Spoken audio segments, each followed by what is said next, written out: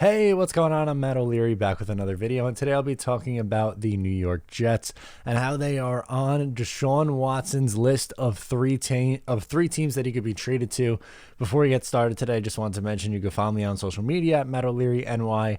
If you haven't already, please make sure to check out the podcast, and link to the merch is down in the description below. All right, so it seems like it could potentially be down to the Jets, Dolphins, and Panthers. The Panthers are trying to make some cap space. It looks like they've let a couple of starters go, so they are definitely in the mix, and it seems like those three are the three teams that DeShaun Watson would accept a trade to. Now, maybe there's a dark horse who comes in, like Denver, or somebody else gets in on the mix, and they could come in. But if DeShaun Watson is to get traded, I think it's going to be to one of those three teams. And the Jets being on that list is super exciting because having a 25-year-old franchise quarterback who is a top 5 quarterback in football is a really good thing to have on your team, and an exciting thing, and something the Jets haven't had, well, probably ever, or since Joe Namath, maybe, I guess. Yeah, sure. Joe Namath was probably a top 5 quarterback when he was 25 years old, I'd imagine. Sure.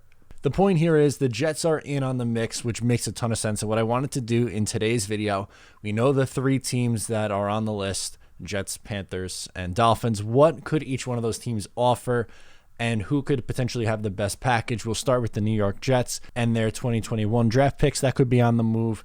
They have pick 2 and 23 in the first round this year. They have 1 second-round pick, and they have 2 third-round picks. I'd imagine that anything in the 4th and beyond is going to be useless, so I'm only worried about the first 3 rounds of the NFL draft. And then next year in 2022, they have 2 firsts, 1 second, and 1 third. So they have 4 first-round picks over the next 2 years, which is more than any of these other teams who are on the list.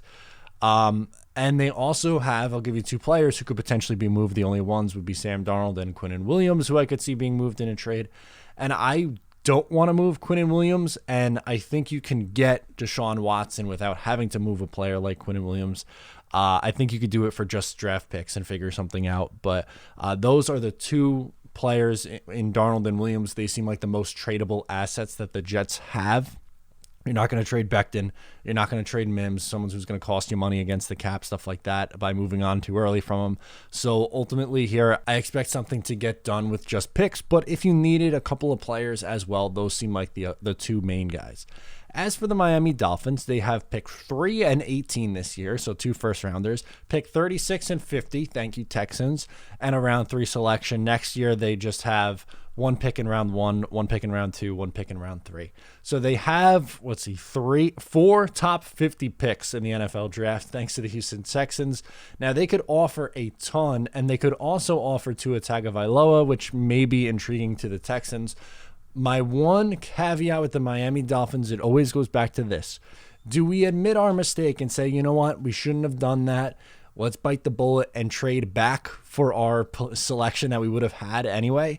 That, to me, seems unlikely for a franchise to do. I know there's a new front office and stuff like that, but still, that leaves me a little bit skeptical. The team that I'm most concerned with, I think, for the Jets is the Panthers. Yes, they only have a first rounder, a second rounder, and a third rounder to offer this year, and same thing next year. They have the 8th pick in this year's NFL draft, but they also have Christian McCaffrey, and they also have Teddy Bridgewater. And I don't know, I always felt like they're the dark horse team in this. The Dolphins and the Jets were always the front runners. The Panthers are a team that I think makes sense. I think they're going to be a team that's going to be aggressive. Even if they don't land DeShaun Watson, I think there's a chance that they would like to trade up for either a Justin Fields or Zach Wilson. So I expect them to be an aggressive team. It looks like they're clearing cap space for something big. So I would not be surprised at all if they're the ones as the major players. But in terms of packages that could be offered, I would assume the Dolphins could probably offer the best package because they have pick 3 and 18, 36 and 50 this year, and Tua, who is more of an unknown commodity compared to Sam. And then I would probably say the Jets second because they have so many first-round picks over the next 2 years. They have 4 over the next 2. And when you also look at their multiple thirds this year, if they trade Sam Darnold somewhere else, they can get even another second on top of that. So the draft capital could really be beneficial for the New York Jets. And for the Panthers, they don't really have the draft assets that these other 2 teams do. but they have the players in Teddy Bridgewater and Christian McCaffrey that they can maybe make a deal like this happen.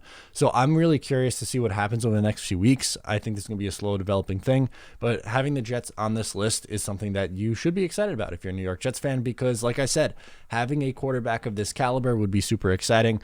Let me know in the comments down below who you think has the best chance of landing DeShaun Watson. Take your bias out of it if you can. I know it's difficult, but let me know in the comments or on social media at Matt O'Leary NY. Make sure to subscribe here if you are new, and I will talk to you next time.